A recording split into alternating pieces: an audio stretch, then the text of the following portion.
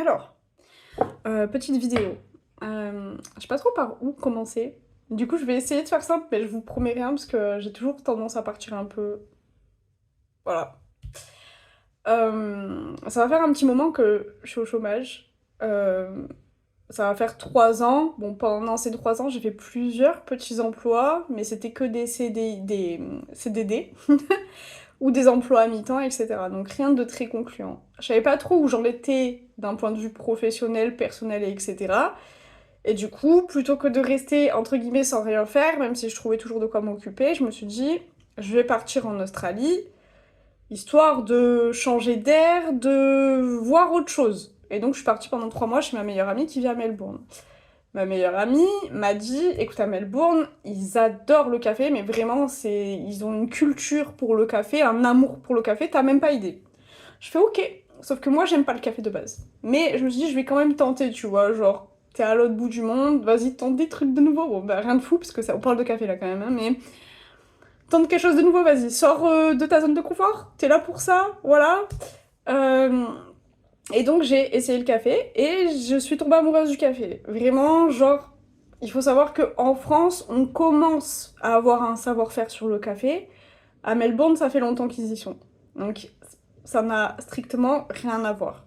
J'ai tellement aimé ça que j'ai décidé de faire une formation à Melbourne sur le café. Alors c'était une micro-formation, ça a duré 3 jours, mais j'ai fait une formation de barista.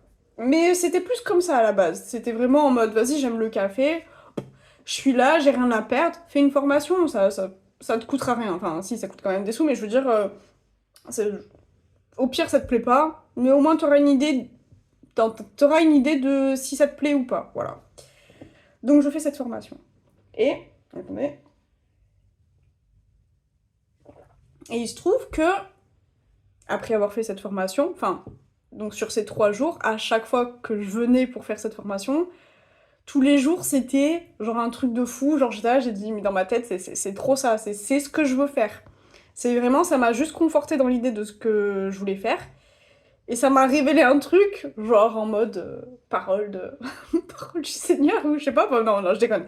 Et je me suis dit, bon, je veux travailler dans le café. Et je suis revenue en France. Voilà. Et je suis revenue en France, parce que bah, c'était un contrat, moi, un visa, un contrat, un visa vacances, donc ce n'était que 3 mois. Je suis revenue en France. Malheureusement, je n'avais pas le choix. Et je me suis dit, bah, je vais trouver du travail dans le café en France. En plus, on a quand même quelque chose parce que c'est en pleine expansion. Genre, vraiment, c'est quelque chose qui est en train d'émerger, donc je devrais trouver du travail. Et puis je me suis dit bêtement, c'est peut-être le domaine de la restauration au sens large, c'est peut-être un des seuls domaines où on peut trouver du travail sans avoir trop d'expérience.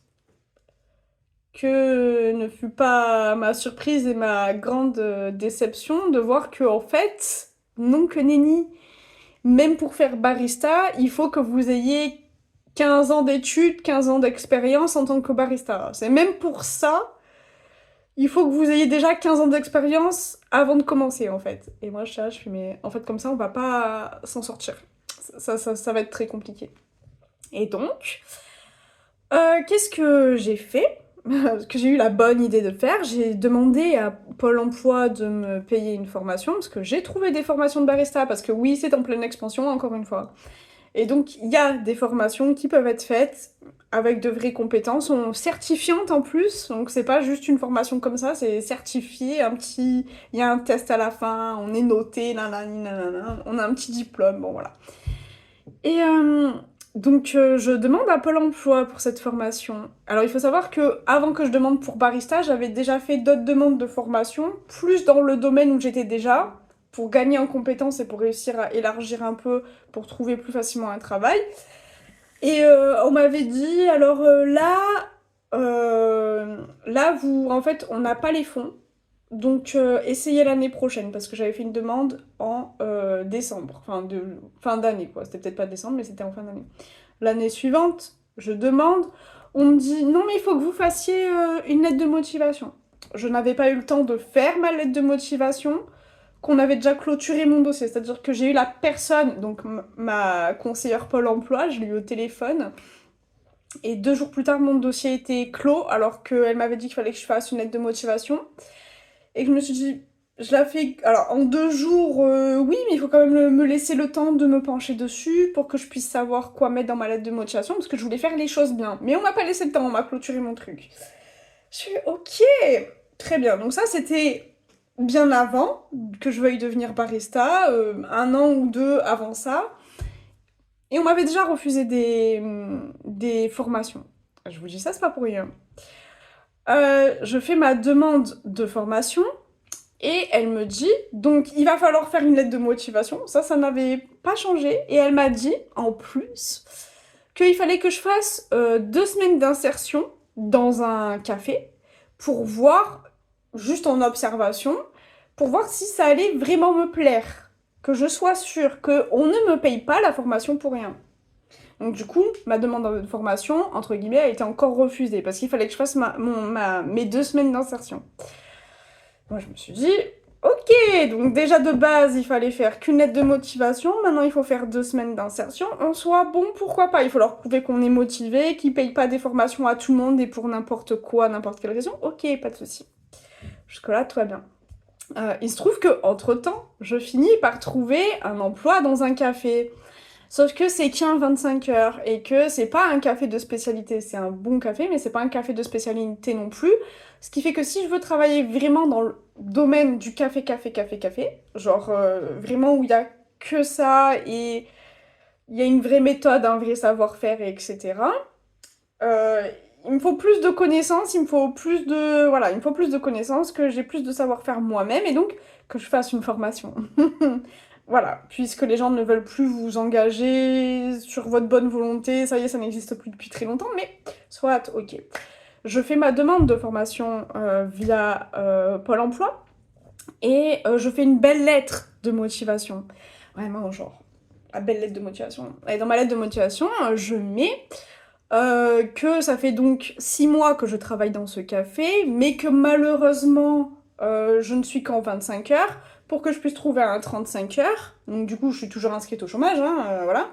Pour que je puisse trouver un 35 heures, euh, il faut que je fasse une formation, que ça m'aiderait à avoir plus d'opportunités professionnelles, etc., etc. J'essaye de jouer un peu des violons, montrer que je suis bien motivée, parce que ça fait quand même 6 mois que j'y suis. Donc si ça fait 6 mois que j'y suis, je sais que c'est ce que je veux faire.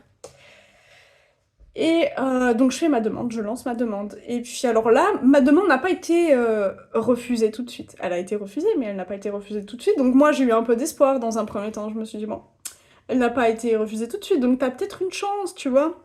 Et puis ils avaient une date limite pour me répondre. Et puis 2 jours avant la date limite, je reçois un message comme quoi une action a été faite sur mon compte CPF.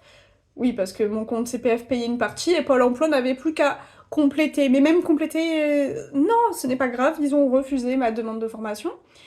Et alors là, le motif a été hilarant. Vraiment, j'étais pliée en deux de rire. Le motif, ça a été cette formation ne rentre pas dans le cadre de votre projet professionnel. Voilà. D'accord. Écoutez, je n'étais pas au courant que ça ne rentrait pas dans mon cadre de projet professionnel. Que apparemment mes motivations n'étaient pas suffisantes. Ah bon? Donc, je vais en Australie quand même, hein, jusqu'à l'autre bout du monde. Je me découvre une nouvelle passion. Je fais une micro-formation. Ok, ce n'est pas suffisant. On me demande de faire une lettre de motivation. Je fais une lettre de motivation. On me demande de faire 2 semaines d'insertion. Au lieu de faire 2 semaines d'insertion, je travaille déjà dans un café. Ça fait plus de 6 mois, donc maintenant ça fait 7. Ça fait 7 mois que je travaille dans ce café. Et malgré ma lettre de motivation, malgré tous les propos que je peux avancer, malgré mon expérience qui est déjà présente, parce que je n'ai pas fait que 2 semaines d'observation, j'ai fait 6 mois de pratique, 7 mois de pratique. Bah, malgré ça, ça ne va pas dans mon... comment ils ont dit déjà ça ne rentre pas dans le cadre de mon projet pro. Ah, d'accord, ok, très bien. Très bien. Du coup, voilà. Je vous laisse avec ça. Je sais pas quoi faire, en fait, de cette information. Pôle emploi, je vous le dis. Je suis désolée parce que du coup, dans le lot, très certainement qu'il doit y avoir des gens qui font bien leur travail. Enfin, j'espère. S'il vous plaît, par pitié. Mais en fait, vous me saoulez, voilà. Déjà, Pôle emploi. Bon, déjà, vous avez changé de nom, vous appelez France Travail. Allez, parlons de ça. On est plus à ça après, parlons de ça. Donc, déjà, Pôle emploi, de base, c'était bien comme nom, déjà, je trouvais, parce que au moins, ça, il y avait une bonne, on va dire, intention par rapport au nom. C'est que vous étiez une plateforme, enfin, vous êtes toujours une plateforme où on met les annonces pour chercher un emploi. Pôle emploi, voilà, ça répond aux critères. Maintenant, vous vous appelez France Travail. Mais vous n'aidez absolument pas les gens à chercher du travail ou à trouver du travail. Enfin, pas à chercher, mais à trouver du travail. Puisque je cherche toute seule, je fais mes démarches toute seule, j'ai mes projets pro toute seule. Je n'ai vu qu'une seule fois ma conseillère d'orientation. C'est pas ma conseillère d'orientation, mais ma conseillère emploi. Je ne l'ai vue qu'une seule fois. Hein. Donc je fais tout toute seule, de A à Z. Je fais mes lettres de motivation toute seule, etc., etc. Je monte mes dossiers de projets pro toute seule. Donc, clairement, déjà, à quel moment vous nous aidez. Et quand on arrive avec un projet, un dossier solide, malgré ça, vous en avez rien à foutre. Voilà, malgré ça, vous nous aidez pas une seule seconde. Et ça, c'est incroyable. Genre, vraiment, genre, ça me fume, en fait. Genre, je ne comprends pas. Genre, je ne comprends pas. Voilà. Il faut m'expliquer. Vous vous appelez France Travail, mais vous n'aidez pas les gens à travailler. Voilà. Donc je pense qu'il va falloir refaire une nouvelle refonte, parce que vous avez fait votre refonte il n'y a pas longtemps. Ne vous appelez pas France Travail. Appelez-vous Indemnisation Emploi. Parce que clairement, c'est la seule chose que vous faites. Si vous nous indemnisez, c'est super. Hein. C'est top. C'est top. Vous faites une indemnisation emploi, c'est super, c'est merveilleux, mais par contre, vous ne nous aidez absolument pas à trouver un emploi. Voilà, on repart une main devant, une main derrière. On a le temps d'avoir des idées farfelues par la tête, parce que moi, du coup, je me suis dit, du coup, ils veulent pas payer ma formation, je suis censée faire quoi pour gagner ma vie, essayer de me sortir un peu de la merde, réussir à pouvoir payer toutes mes factures et m'acheter à manger. Comment je fais, en fait? Parce que juste avec un 25 heures, c'est pas possible. Et l'emploi où je suis actuellement, ils sont très gentils. Mais clairement, ils me donneront jamais de 35 heures, ni plus de 25 heures. Voilà, c'est comme ça, c'est la vie, voilà.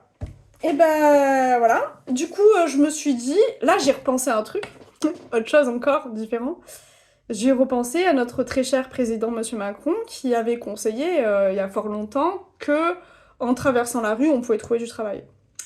Et là, je me suis dit, ben, si je regarde de ce côté, ben, là il y a une fenêtre avec des barreaux, mais en tout cas, au-delà de cette fenêtre avec les barreaux, il y a une cité. Il y a une cité, et puis il y a quand même pas mal de dealers de drogue. Alors je me dis, peut-être que, finissant dealeuse de drogue, je gagnerai mieux ma vie. Voilà, voilà. Ça a été mon premier truc. Ça a été ma première pensée. Genre, je me suis dit, je vais finir dealeuse de drogue. Au moins, voilà. Au moins, je pourrais m'acheter à manger, quoi. Genre, voilà. Au moins, je pourrais payer mes factures et tout. Voilà, et puis je pense qu'on me demandera pas mon CV et mes lettres de motivation, de faire des semaines d'insertion, etc. Pour faire ce taf. Ils s'en battront les steaks un peu. Après, je me suis dit, bon, c'est quand même risqué parce que dealer de drogue, bon, il y a souvent des règlements de compte.